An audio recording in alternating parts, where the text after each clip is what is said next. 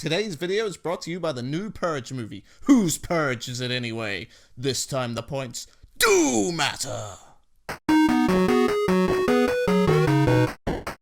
What is up? I get a lot of people asking me, Captain Bone, how can I learn to dance like you and pick up all the chicks like you do at the club? Good question, loser. Some men cook to attract women, but I dance. But to learn to dance like this, I'm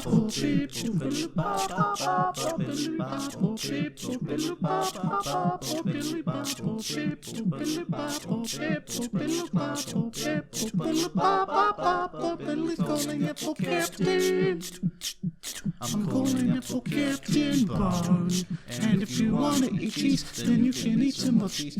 Cheese, have some more cheese, and let's have some cheese. it's gonna take time. But luckily for all you lonely men out there, there's a little game that will speed up the process.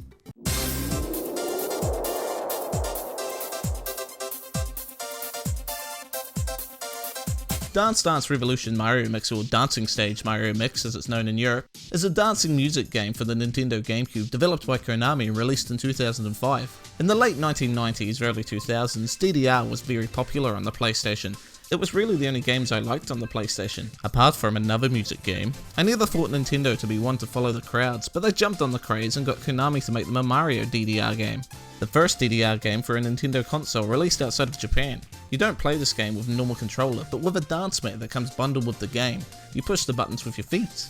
Being a Mario DDR game, it had to be different to the other DDR games on the other systems. And how do they do that? With a story mode. You get to play as Mario or Luigi. The game starts off with a figure in the shadows stealing the 4 music keys from Truffle Towers, with the plan of releasing the music and flooding the world with chaos, and then hypnotizing the masses with their sweet dance moves. But 3 of the keys get scattered across the Mushroom Kingdom. Toad comes to your house and asks you to get the keys back.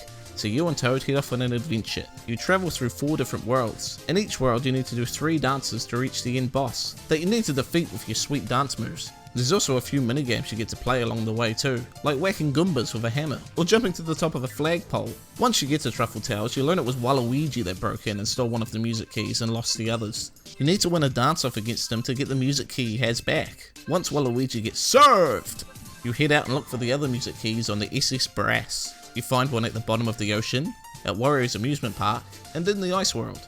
The story is very weak, but it is a dancing game. The story isn't very important, and I feel like the developers knew this. The game is full of LOL moments, and it doesn't take itself too seriously. But something I didn't like is when you first start the game, you can only play the story mode on easy or normal. If you've played previous DDR games, these settings are too easy, and it makes the story mode rather boring. The whole story mode takes just over 1 hour, but most of it is cutscenes. There is a free mode where you can pick a song to play and choose the difficulty, like in other DDR games. But many songs are locked and you need to play the story mode to unlock them. But even after playing through the story mode once, songs are still locked and you need to play through the story mode again. After you reach the ice world, you get all the music keys. Toad takes them back to Truffle Towers only for them to get stolen again, but this time by Bowser. No! All that dancing was for nothing?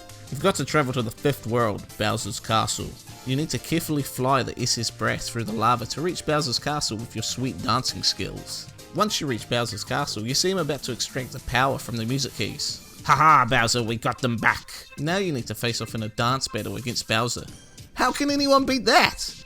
I guess the only way to win is to shoot rockets at him. After you defeat Bowser, you learn his evil plan was to fix his tone deafness? Poor guy. But Luigi takes pity on Bowser and uses the music keys to fill everyone's soul with music to make the world a happier place. You then get to dance to the end credits. The main focus of this game is the music, and to be honest, it's quite lacking. You have some tracks from previous Mario games, which is cool, but the rest are public domain classical songs made into dance tracks.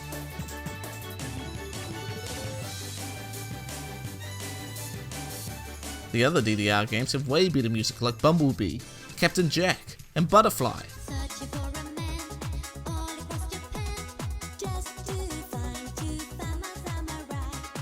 But I really think they missed some great tracks from Mario's previous games.